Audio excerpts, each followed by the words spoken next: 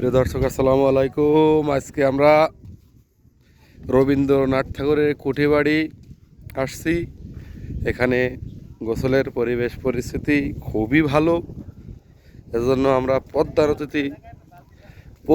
নদীতে গোসল করব। এই কারণে যে সিঁড়ি ভাঙছি, এই তকড় রোদের ভিতরে এই সিঁড়িতে ওঠানামা করতে গেলেই আরও 2বার গোসল করা লাগবে। প্রতিবার সিঁড়িতে উঠতে হবে আর প্রতিবার গোসল করতে হবে।